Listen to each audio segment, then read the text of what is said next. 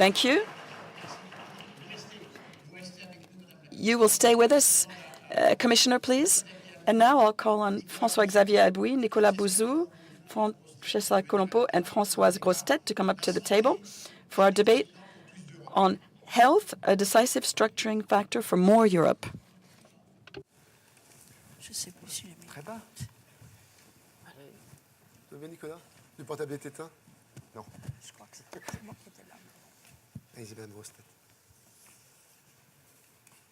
Bien, bonjour à toutes, bonjour à tous. C'est donc à moi qui ai choix d'honneur redoutable d'ouvrir. So I have the terrifying honor of opening the first debate of CHAM this year. You have many themes that we will be addressing for the next 2 days, and this is why with Guy we decided that the first debate would be an opportunity to maybe open up all of our reflections to continue the metaphor. We're really setting the scene and sowing a few seeds that we hope will inspire the next 2 days. Françoise Grostet, good morning. Well, the image of Europe is often very positive in some areas, such as the Ariane rocket or Airbus. But in terms of healthcare, there's a lot of mistrust. Europe, people fear that it's in the hands of the lobbies. For example, could you give us a precise example of how Europe can contribute to healthcare? Well, you're right. Unfortunately, it's very true in France that there's quite a degree of mistrust. Nobody imagines the important role that the European Union could have and the added value that the European Union could contribute to healthcare. And this is really regrettable. I'm convinced that the future of healthcare will be European or it will not exist. And Maria Gabrielle has just explained to us the reasons behind this need to work together. So I have some examples to share with you. For example, the European networks, reference networks that were implemented and that have a label from the European Commission in the framework of treatments and research on rare diseases. Today, there are 24 of these networks that have been labeled by the European Commission, and they concern 300 hospitals in the European Union. And this facilitates the access for patients to information, to treatment, and it allows a better coordination in terms of research. This is fundamental. There are other examples. There's also coordination at the level of the collection of big data.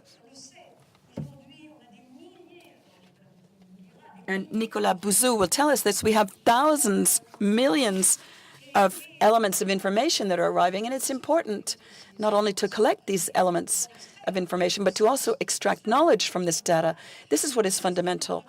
And this is what we must do, and this can only be done at the European level.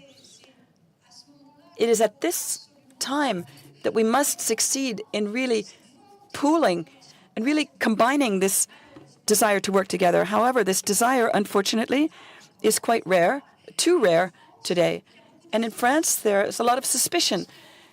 And we understand this because when we know that a lot of people are in their ivory towers fighting with each other between hospitals, for example, even in the same city in France. And when we know the reluctance of the French administration and the healthcare authorities in France to publish, we're so used to this administrative routine in France. People don't want to challenge the way they work. And this is all very serious because the world is moving fast and we're losing time. And this time is lost for our patients. We sometimes hear that France has one of the best healthcare systems in the world, and sometimes we hear that it's one of the worst. The reality is somewhere between the two, I think. Can you give us an example of what France succeeds better than its neighbors? And give me a small example of something that France does less well. Well, yes, France likes to, it's not the best in the world, but according to the WHO or the OECD, but it is a very well-performing system. We need to recognize this. Now, sometimes there's a debate that should be put into perspective, which is the case of the access to healthcare. And in terms of the patient's contribution, it is a country with one of the lowest patient contributions. So we have a coverage, insurance coverage, that's very positive, very broad, that makes it possible to reduce what the patients have to contribute. Obviously, there are regional inequalities. due to the diversity of doctors in certain areas. And these are about the same as in other countries. But of course, you have to look at the question of people who give up certain types of health care, such as dental care, for financial reasons. But I think France is pretty much in the average. We also need to look at the question of access and unequal access to health care. If you look at the past 30 years, there is a gap according to people's. So good in terms of the patient's contribution, but well, there's another thing that we can look at in terms of something that's not very well is the use of antibiotics in France. I'd like to highlight this because this is a huge worldwide challenge, the misuse of antibiotics with antibiotic resistance that is growing, and there are even future forecasts that would tend to indicate a catastrophic scenario. And France is among one of the countries that consumes the most antibiotics after Greece in Europe, for example. On the other hand, we have a lack of innovation. We see no new pipelines, new antibiotics that we can use. So something needs to be done in this respect in France. François-Xavier, you said, do you have any new? Someone said happiness is a new idea in Europe. Well, coming from Saint-Just, that's quite surprising. But maybe we need to be humble to reach happiness. When in front of all these wonderful healthcare professionals here and in the room, there's something that really struck me in recent news is the opioid crisis in the U.S. Obviously, this has been decreasing life expectancy in the U.S., which is astonishing. You may criticize the American healthcare system, but certainly it's one of the best in the world. And we have this major healthcare crisis produced by medicine, by the doctors, who in all good faith were prescribing these drugs that have become addictive. And so the question I would ask here is, can we have a major preoccupation in terms of public health care in Europe? And should we look at this at the European scale? Yes. And I think a Romanian or a French citizen should all have, are they protected from this type of thing? I think we should be humble. Obviously, a healthcare system is financing and producing treatments. It's also complicated when we're looking at mass medicine.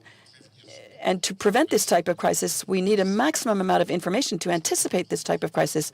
That would be my first intuition, is to say that if we could evolve towards a system of European healthcare with a major preoccupation of public health, which is no longer just the responsibility of the doctors, it can be demographers and economists, I think that would be essential. When we prepared this debate together, can you explain what this European social contract would consist of? Well, it's very simple. France tries to respect this. It's the idea according to which each person should have access to health care, high-quality health care, wherever they live, whatever their economic situation, whatever their socio-professional situation. This is quite specific to Europe, I would say. You don't have quite the same thing in the United States or the same thing in Asia. However, all of the surveys and polls show that the British share this desire.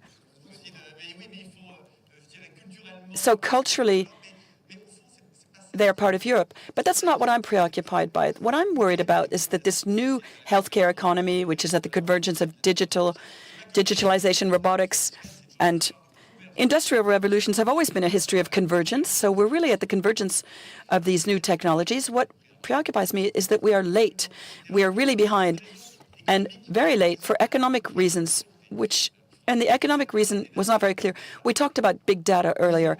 Well, today, artificial intelligence is supplied by data. What makes the power of an algorithm is less the complexity of the algorithm than the quantity of data with which you feed the algorithm.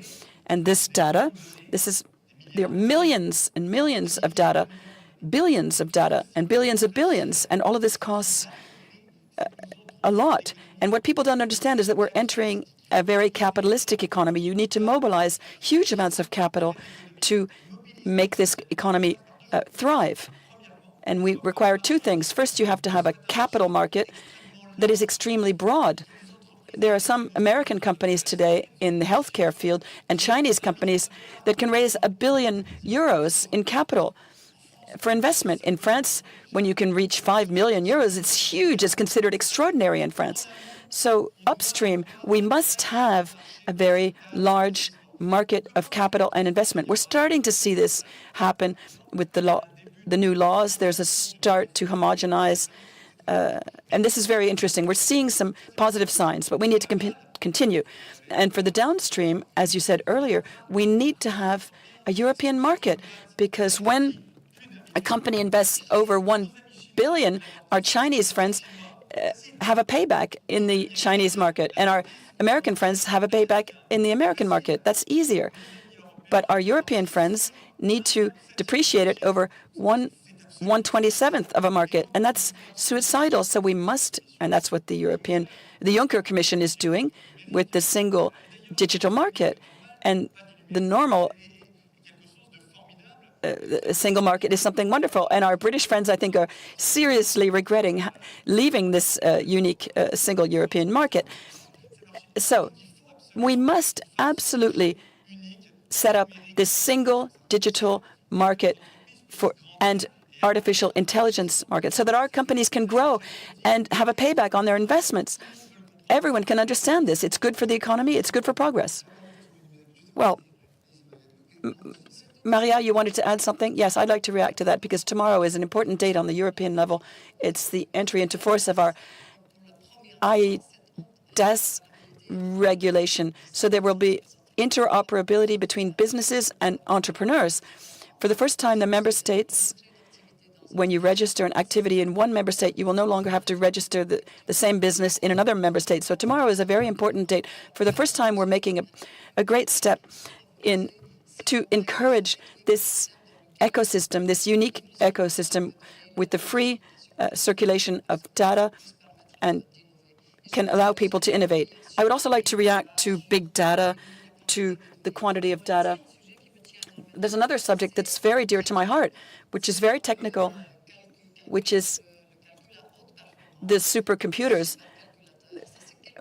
This is something that's very important for me personally. I believe that these huge machines will allow us to have a faster speed to process the data. Today, the problem is not the quantity of data, it's the speed at which you can process them to be competitive. What happened when I arrived as a commissioner, I discovered that Europe in 2012 had 4 of the 10 supercomputers in the world, and today we're not in the top 10 anymore. So what we did in the past year, and we've started doing this with 7 countries, I've gone around all of the member states, and we have 23 today. And today, we're going to be adopting the legal basis for this. We hope to start in November. Our objective here, now that we've guaranteed the budget with €1 billion made available to the member states, France is a participant with Atos, with Thierry Breton. We know how excellent the research is in the area in France, and we want to have machines in Europe with our researchers, our best minds. We cannot allow ourselves to let the European data to go to China, because we have no guarantee that they will be protected. So by 2022, we want to have our own European machines and European software to process. And what's important for me is to succeed in introducing the access of SMEs to these supercomputers. Up until now, it's been reserved to a very small elite, and it's very important if we want startups to innovate, if we want companies to set up and expand their activities, it's important that they have access to data. So you've given me a great transition for a question I want to ask you all, and it's about research. Basic research in Europe is very well placed. That's due to the individual quality of researchers, but also to the quality of the structure of the public research organizations. In France, it's the INSERM, the French National Institute for Research. So our basic research is good, but there's a huge gap with applied research. So if you look at the number of patents that are registered every year, this is very clear. All patents combined, not just health. 1 patent out of 3 every year is Chinese, 1 in 4 is American, and Europe represents just 6% of patent filing. So how can we reduce this gap in Europe between the excellence of European research, European basic research, and our weakness in terms of applied research? to facilitate access to market. If you want people to do applied research in Europe, people have to be able to amortize their applied research in Europe. It's easy to understand. But how, Nicolas? It's very simple. Intellectually, politically, I understand that politically it's much more complicated than intellectually. Nevertheless, if we want it to be possible politically, we have to explain it intellectually. Companies have to be able to have access, quick access to market. This is something that you're all familiar with in health. We have the same problem in France with drugs. We know that we have access to market that's long. We know that it's clinical tests and trials are more complicated than elsewhere, and it's becoming more complicated recently. So what's true for drugs is true for the whole industry. So we need to make it more fluid. People who do research and development on the continent have to have the guarantee that they'll be able to sell. Of course, this can be done with exceptional legal standards, but we really need to have the ability to have access to all of the markets. The Americans are doing this. They're making their health industry more fluid to facilitate access to market. Trump, in his populism and the vulgarity that we hate, he reacts like heads of companies, and not everything he does is stupid. Other reactions? Well, what I wanted to say, talking about antibiotics, as I said earlier, there aren't any new developments in terms of antibiotics today. And so this is a huge gap between basic research in Europe or at the global level, funds focused on research, but when we reach the development phase, we're lacking economic incentives. So if we don't have the right economic incentives, it's better to have what's the point of having fabulous basic research if we can't use it and take the next step?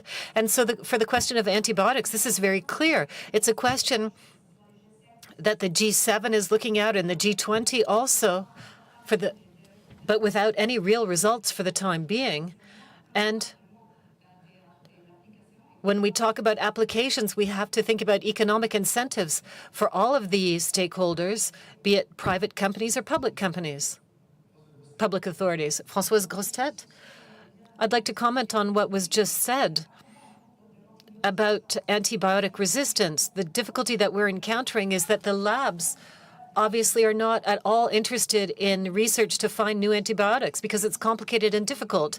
And for 15 years or so, we've had no new developments. And this is why we say that we have this weight hanging over our heads. It should be a concern for all of us. Anytime there's complicated research involved within the framework of research on pediatric cancer, we have a regulation that dates back to 2006 on pediatric drugs. These regulations, all pediatricians will say they're satisfied that it exists.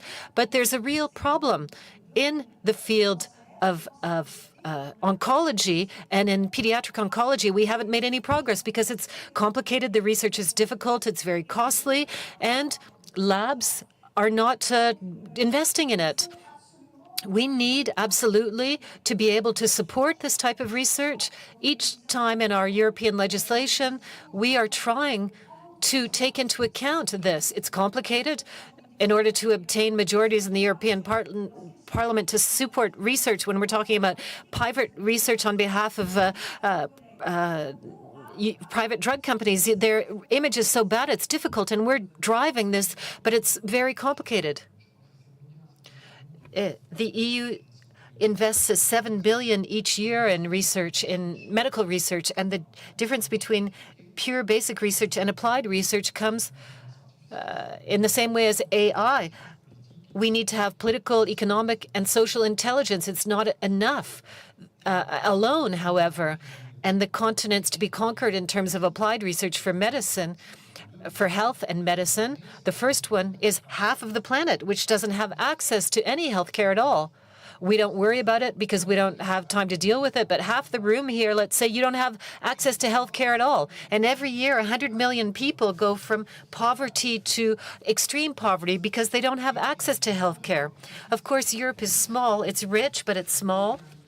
So raising $1 billion for applications, as you described earlier, it's possible. But if we do it at the scale of Europe and the scale of Africa, which will soon represent 2 billion people, it's not idiotic. And that's part of the objectives that we could put forward in Europe. It's in our genome, as was said earlier. We're a society where everyone is more or less protected, and we're trying to limit inequalities. Yeah, I'd like to comment on that. It's part of a process. It won't happen overnight. And let me give you an example. I had a very tangible proposition in the next Horizon Europe program that finances research. I'm starting from an observation. Europe is very good at giving money to research, but we're very poor at making money from the research. Yes, that's a big problem. So today, we need to focus on the applications, on the deployment of our research. It's not easy to negotiate this with the European Commissioner for Research. We're sending a very important message in the next European budget, 100 billion for research. That's a great message. But I defend the position that within that budget, we have to have a digital portion with an increase of 13 to 16 billion. That's difficult. It was difficult to convince them, even though we had indicated before asking for this increase that for the deployment, for the applications, it was necessary. And people are saying digital's everywhere, we don't need it, but that's not true. We're counting on the Parliament. Parliament's strong, and they have the power to do this, and I really think we need to move increasingly in this direction. Okay, let's talk digital. We're talking digital and health. We think of the GAFAs, Google and Verilec, which invests every year $300 million or euros. And as the CEO, they have a former head of the FDA. This shows the interest that Google is putting into health. There aren't just the GAFAs there, the Chinese companies too. And Xiaomi is now generating 15 billion euros of turnover. They've just put a connected watch that looks a lot like the Apple Watch, but it costs 7 times less. So the question I have is, given the economic stakes and the political stakes, they don't have the same concerns that we do. So do we need to lose our souls by behaving the way our competitors do, or should we adopt a more defensive position and then risk being overtaken by the others? Sorry for my translators, I'm speaking so quickly, but how can we find a position in which Europe can come out on top and not on the bottom? Well, my position on GAFA is very well known. It's time to think about transparency, responsibility, and protection of the citizens. However, I know that that doesn't please a lot of people. We need to preserve the ability to innovate, but it's time to have rules and to apply them. We have the law of the jungle right now, so we've taken a few steps forward, but I think that's where the added value of Europe can be. We need to protect personal information. Note that we haven't set up a regulation that concerns the position of companies. When companies are treating the data of European citizens, regardless of what part of the world they're located in, they have to respect these rules. And I think we need to move in that direction, protecting personal data. We have the framework now with the GDPR. And I think we need to focus on e-privacy. We're all communicating on WhatsApp and other applications, and we don't know what's happening with that data. Today, we have different browsers that we're all using. No one knows what's happening with what we're doing. Google, of 100 things that we do on internet, they know 78 of them. They can track us constantly, know where our child goes to kindergarten, know where we work, know what drugs we take, who we hang out with, and based on that, the algorithms can influence our many things, and sometimes with serious consequences. So this is information we're giving out freely. So the GAFA is making economic use of our information giving out freely. Yes, that's why you have to raise awareness amongst European citizens about tracking and profiling. We've have the time to talk about this. What's important for us today is that recently we set up an observatory of the platforms. We selected 15 experts. France has an expert. What I would like now is that the Commission stop responding when the consequences are there, when we can no longer act. I think that we need every day to track what's going on, to be able to react very quickly and in the most appropriate way possible. There's a weapon against GAFA, and that's rules on the competition. It's the only weapon we have in Europe. It's the rules on competition. We didn't want to set up a power, so we have that tool. We should use it. We do use it, and we have used it against Google recently. There can be rules, but the rules don't only apply to the GAFAs. They apply to us, too. Yes, of course, but that's a problem. The RGPD is great. The GDPR, it's great, but it applies to us, too. So it can prevent us from setting up GAFAs, because the real problem is we don't have any GAFA or Biatics. You talked about Xiaomi, but one of the biggest health companies in the world is Tencent. Let me tell you the story of Tencent in 20 seconds. You have to understand it, or you can't understand anything. Tencent, the biggest messaging service in China, WeChat. They've set up agendas and reservation systems for doctors, for patients. So they're involved in big data and health. They bought startups in AI and imagery and robotics. And today they are currently opening up medical clinics. Tencent is opening medical clinics in China. That's how you go from messaging to health. So it's an entrepreneurial attitude, and that's what we need in Europe. Otherwise, we're going to constantly stay in a defensive position. And I'll tell you what I think. We're constantly talking about ethics on the GAFAs and Biatics. We're becoming just a cafe where people have intellectual discussions without doing anything. We'll be the Café de Flore, he said, of the world. So I think we're focusing a lot on data protection, and that's fundamental. But we also need to trust our populations, and they need to understand how the data is used so that our citizens trust us enough to give us the data. There's a whole wealth in terms of potential, in terms of feeding research and monitoring medical health, reducing waste in the healthcare system. There's huge potential, but even in Europe, countries are very different levels of development and with different legal frameworks. So perhaps we can try to set things up within this framework in a more innovative way. And the trust of the populations is vital. We need to talk about the inconveniences of not using the data, of not allowing applications to have access to the data. That's very important, too, to get this message across. I'd like us to look now at the question of drugs, the drug assessment, not so much, but the political weight that Europe can have. The questions of migration are at the table of the next European meetings, but I think we're also going to be talking a lot about health and innovative drugs, and I'm part of the group of experts that's preparing the Macron's health program during the elections. And one of the avenues we explored was to set up a reference price in Europe for drugs, not a single price, but a reference price based on which each of the states could carry out individual negotiations. So we have the purchasing platforms that exist in Belgium and Luxembourg and the Netherlands. They buy drugs together to have political weight. So how can Europe, in the field of drugs, speak with a single voice? And I insist on this having sufficient political weight to have discussions with these drug companies. Well, that's part of the problem. That would be the ideal solution that you're presenting. The problem is, though, that we have 27 member states, or will, in the European Union. So even if there are only just a few, you gave the example, a very good example of the Benelux countries, countries that are organizing themselves. But people are reticent, and countries are reticent, and we see that in France. Why?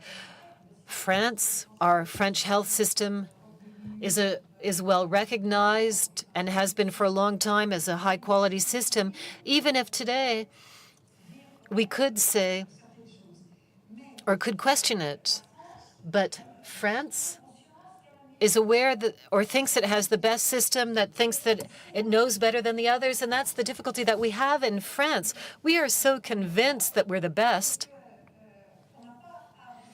and that we don't need to receive any advice from anyone else. And we don't want to share the information that we have with others. And that's what I see within the framework of the assessment of medical technologies. It's important to evaluate these medical technologies at the European level. This is what will really help us to move forward, to save money, and to constantly have a safer health system of greater quality. And we know how reticent the member states are, the French are, the Germans are. So the European Parliament is moving ahead. We're going to have a debate that will take place on Monday in Strasbourg, next Monday, and we will vote in the Parliament on Tuesday. And we know that this is going to be a real confrontation with the Council. It's a shame. We could go faster. We could save a lot of time by accepting to recognize that everyone has something to contribute. And that's the added value of the European Union. We need to accept that we're not always the best. It's not true. I observe that France is no longer always the best in the class. So everyone is in favor, but for themselves and not for the others. That comes back to the humility that you were talking about, François-Xavier, the question of humility that we all have to have. Well, the price of care and drugs is a question of organization and the methods of financing. And in France, we have a fabulous system, but it's blocked. It's not bad. It's not excellent. But it's difficult to get it to change. From the digital standpoint and from other standpoints, there's another system in the world. It's a bit like a monarchy. It's not a majority in Europe. It's what we call regulated competition. Regulated competition in Europe, people just shut down, close their eyes, block their ears. They don't want to hear about it. But the systems that, like ours, have evolved are the Dutch systems with regulated competition and financing with insurance companies and mutual insurance companies. And each year, and for the last 5 years in the European rankings, the Dutch, who have good health care, are the most satisfied of all the Europeans with their healthcare system. So the topic is there, bringing forward financing methods that would make it possible to regulate prices and to have a certain amount of power. I think that's very important. The regulated competition is quite interesting. It was invented by Enthoven, not the Café de Flore. He was based in San Francisco. And he applied this in San Francisco. Obama tried to expand it. It's now being used in Switzerland, in the Netherlands, in Belgium, in India, which is quite remarkable, in Indonesia.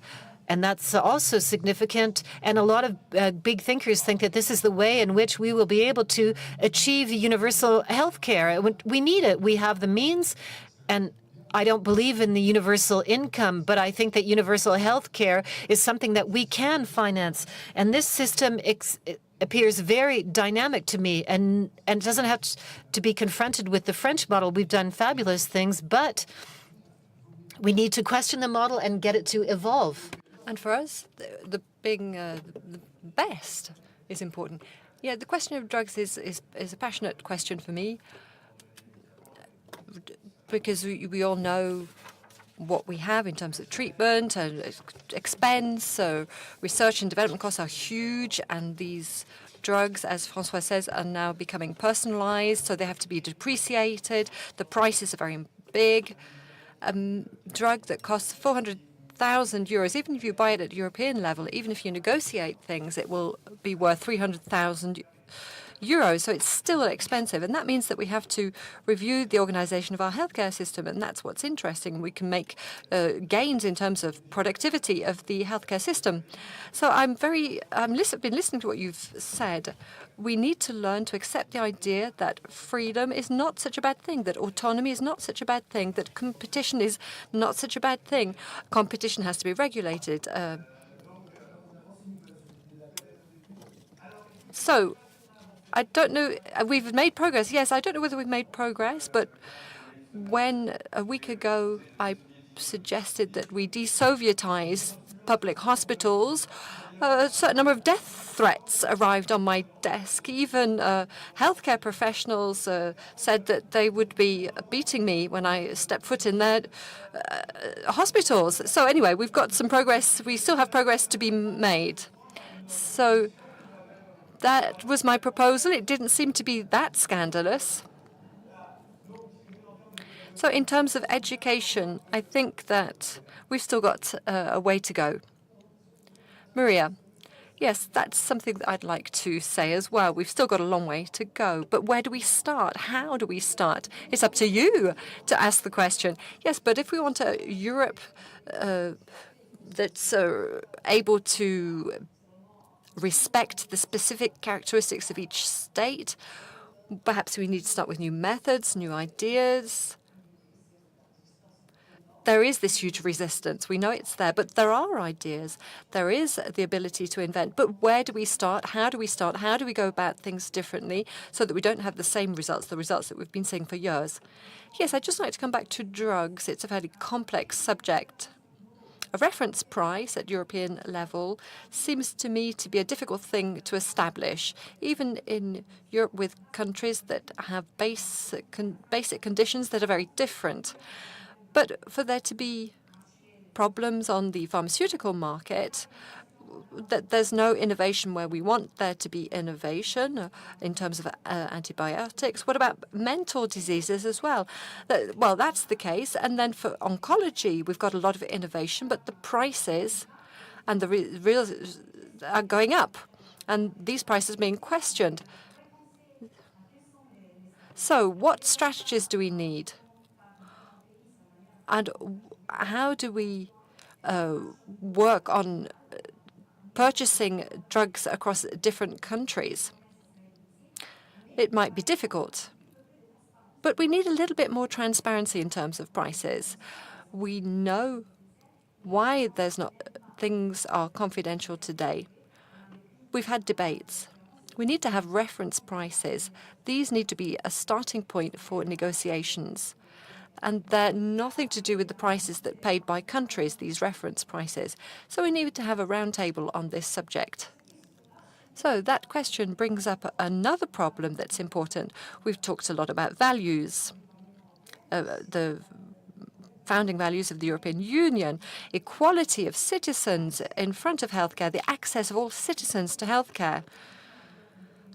There are drugs in oncology that are increasingly expensive. And in France as well, even in a city, you're going to have a hospital that can make available a treatment to a patient that is costly, but then the neighbor hospital can't do it. So even inside the same country like France, there are differences. There are disparities. Now, there's a fundamental principle in the European Union, and that is the equality of citizens before healthcare, the access of all citizens to safe, top-quality healthcare. Now, we're actually seeing a major problem here. So, equality of access to healthcare. We know that it's a myth, in fact. Yes. And we're in the 21st century in Europe. Well, there are countries in Eastern Europe where citizens spend 900 euros per citizen. It's 3,400 euros in France. So we can't really say that we've made any progress. I think that the future is a universal health coverage. There are molecules that are costly. There are protocols where you need to take a bag of blood. It's 90% of medicine. Well, that's not what it's all about.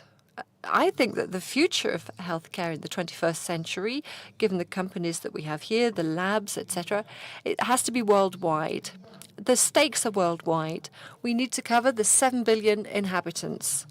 And when we say equality, well, I wrote an essay on this subject. I tried to claim that, there's a minimum price for human life. There's a minimum price. And this should allow us to orientate investments in healthcare. That's the first point. We need to throw out some seeds, plant some ideas for your work of the day. I think there's something that we mustn't forget in Europe, and that's not bad news, and that is longevity, people growing older. In 20 years' time, 30% of Europeans will be over 65 years of age.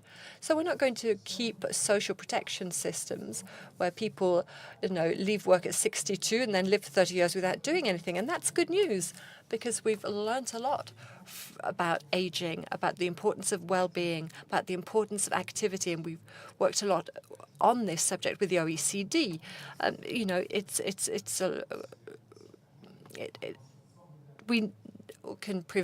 Activity helps to prevent degenerative diseases, for example. We know this.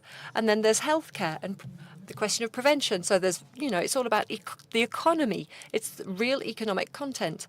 And then the third thing that we looked at was knowledge. If you're 90 years old and you decide to learn the piano or to learn Russian, you will be in better health than your neighbor. So these are the three pillars. So this is good news. It's good news because it's not just about budgets. It's not just about restrictions. And it's good news because we've said that our message in terms of health should be a universal message. We're European because we've got our political and social intelligence. So it means that we can use all of the advantages of healthcare in Europe. We can have ambitious programs and we can have the same cover to countries that are increasingly close to us, and therefore focus on better healthcare and look at local development. We know that the important thing today is not just to grow old, but to grow old and to be healthy. In the United States, for the first time for the last few years, the life expectancy has gone down. Yes, that means prevention is important in Europe. Prevention is the poor relative. Now, we'll talk about that. But in France, it's the poor relative.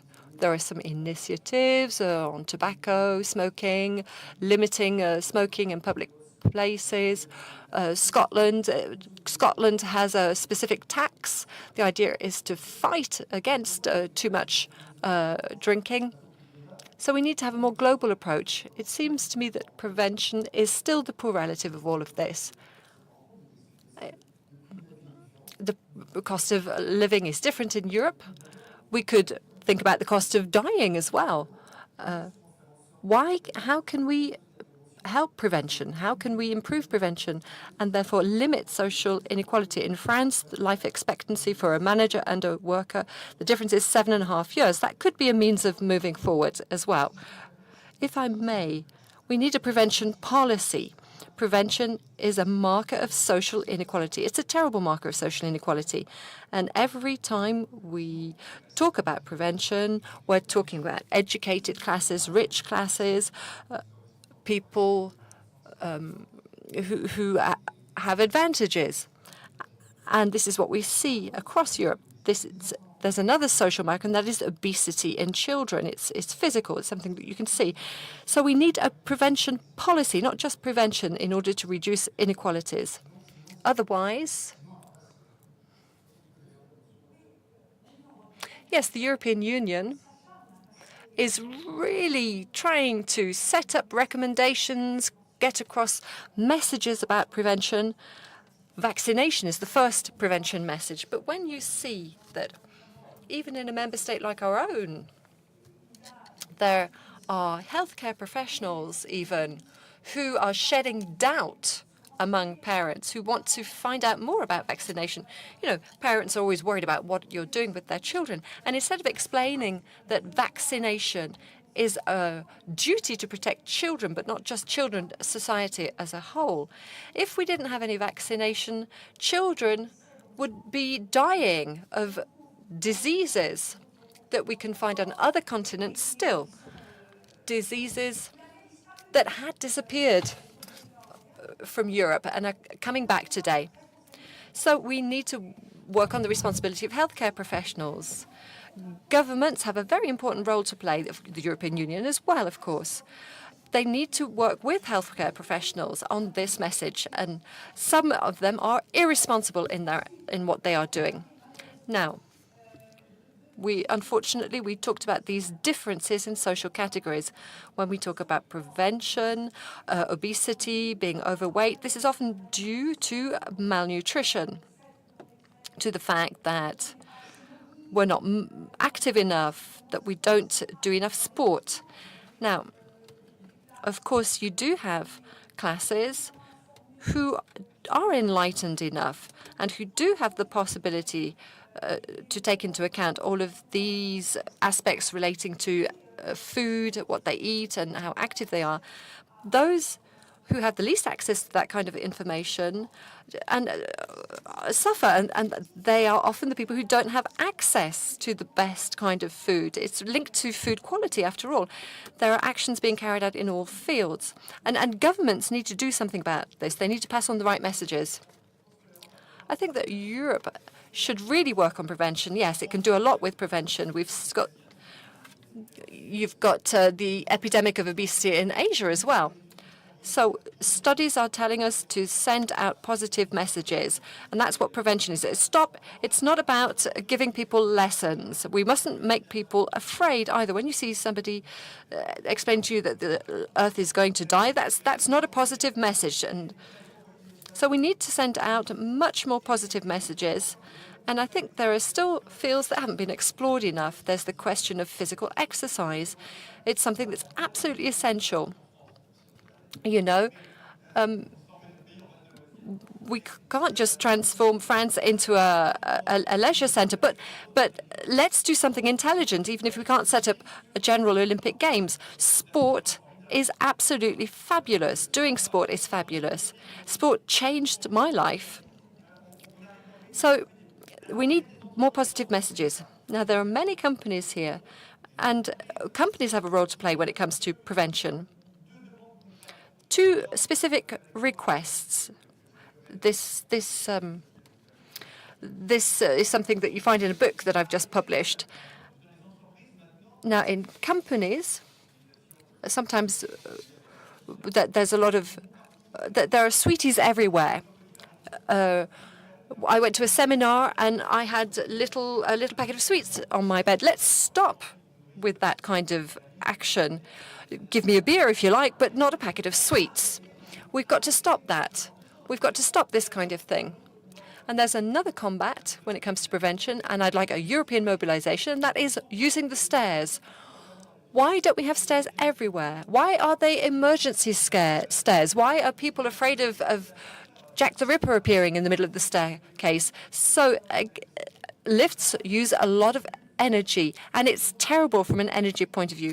Make sure that you have stairways in your companies. Make sure that people want to use the stairways. In Canada, well, we can do a lot of things with not very much money. We have the example of Canada. They did something that was great. Canteens, company canteens, go and swap canteens. So this means that people have to walk around. There's half an hour of people have to walk for half an hour in order to swap canteens. So let's put beers and sweets to one side. In France, we also drink a lot of alcohol. So I don't know if that's such a good idea. So a lot of physical activity is important. And what about teenagers as well? So 3% of health care goes towards prevention. These are the OECD figures. Why are we talking about health insurance? Why shouldn't we talk about health well-being? This takes us beyond the healthcare systems. The determining factors are much more broad when it comes to health. It's not just about obesity. I just wanted to come back to another question. We said that life expectancy is a link, the reduction in life expectancy in the United, we talked about it in the United States, but there's also a slowdown that is much greater in many countries, including European countries. This is linked to an increase in the mortality of elderly people in winter periods. This is what we had in France in 2015. But if we look at the more recent data in France, we can see that there are no gains in terms of life expectancy, or at least not as bigger as before, especially in women. So how can we live longer in better health? That's the question, especially for elderly people, more vulnerable members of the population. Okay, if you'd like to react, Maria. Yes, I'd just like to react very quickly. The first thing when we talk about vaccinations, again, we need to think about digital technologies and networks, social media. We know that there was a fake news campaign that played a role here. We know that at European level for the past year, even if people keep saying there's no point doing anything, I think we have to do things. These campaigns are terrible. False news campaigns, they have terrible consequences, not just on personal opinions, but also on public health in generally. New technologies in order to innovate, that's the second thing. We know other kinds of information campaigns, different kinds of awareness-raising campaigns that are more interactive, more amusing, so that young people are attracted to them. People say, well, people don't want to listen to lessons, and we all have mobile phones. And who has a healthcare application? Who has a Fitbit looking at how many steps they do a day? Let's do something for young people. This third pillar of our strategy, and I will be following the projects that we receive after November, we still need more mobile applications to make prevention something more positive. So vaccination. Agnès Buzyn has found the best solution to put some tweets on the internet about vaccination, how good it is. In other words, it's not about paper campaigns, it's about using social media. And what about competition between young people? We're seeing that as well. Today, we're all sitting down. We need to be more physical tomorrow, maybe. So we're not setting a good example. It's true that Maria's right. She's right to say that we need to focus on young people. We need to focus on young people. We need to have better communication with them. We haven't been able to do that. We need to invent that communication. We need to stop giving them lessons, to be moralizing. There are campaigns in lycées. There can be competitions between two secondary schools, for example. That's something that works well. One last question. Here's an application with different points and rewards. There are applications that exist like this, and they produce some very good results when it comes to information campaigns. So the results were boosted within the space of 2 months thanks to this kind of application. Do you all have a very concrete example to share, a pragmatic example of something that's being done in a different European country that we can draw inspiration for, something that can be almost transferred, let's say?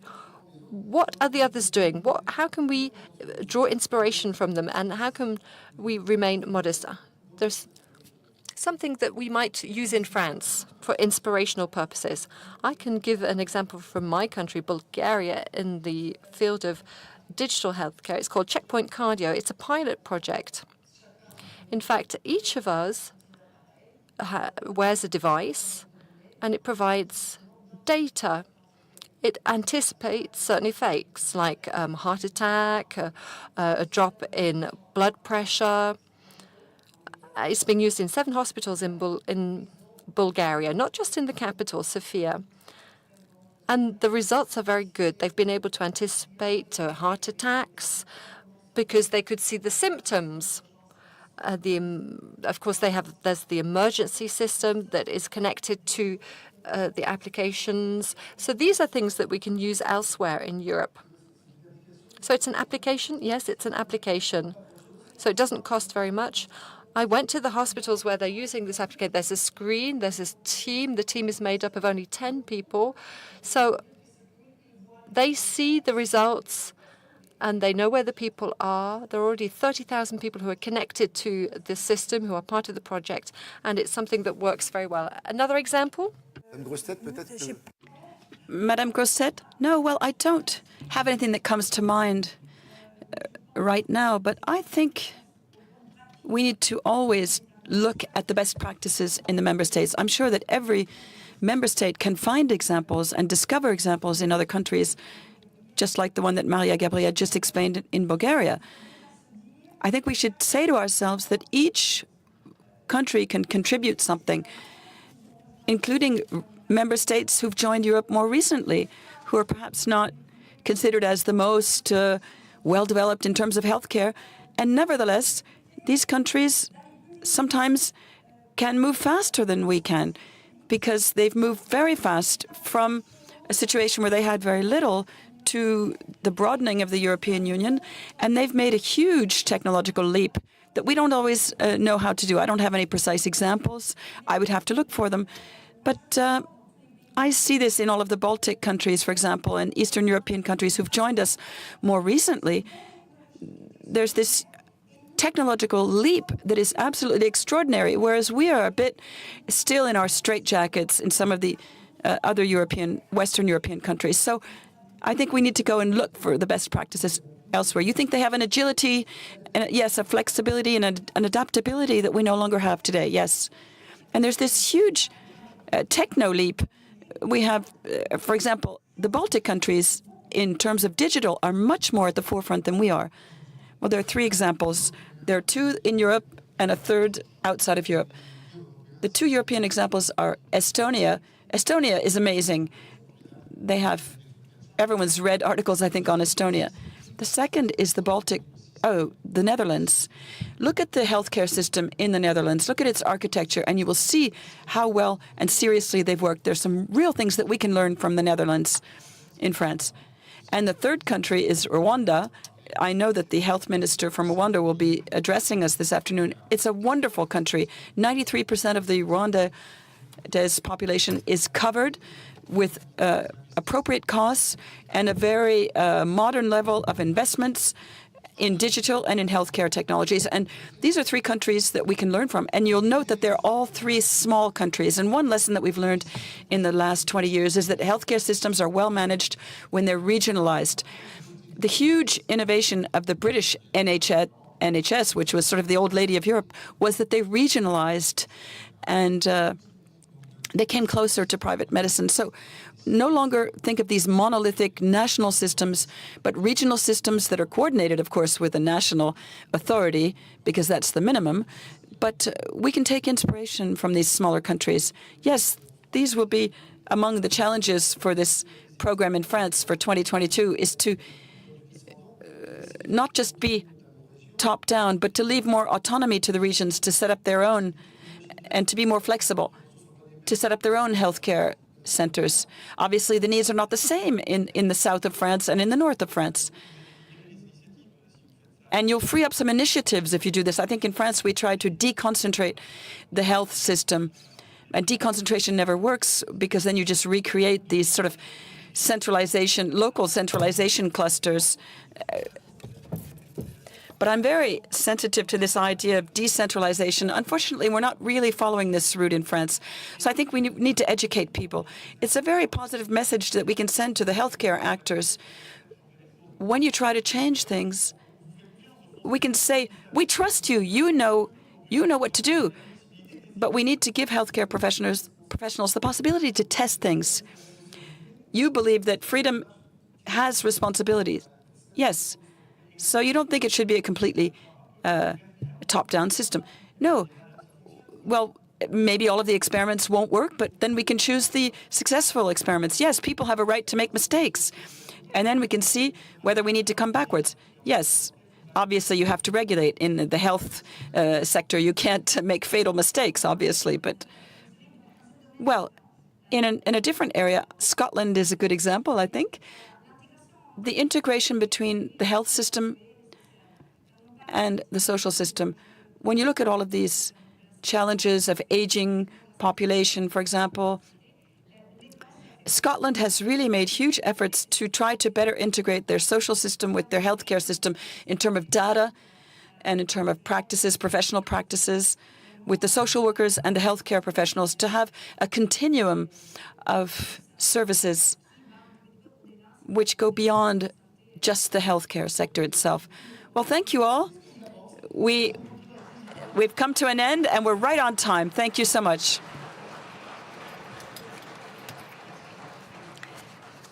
Thank you for the debate. Thank you very much.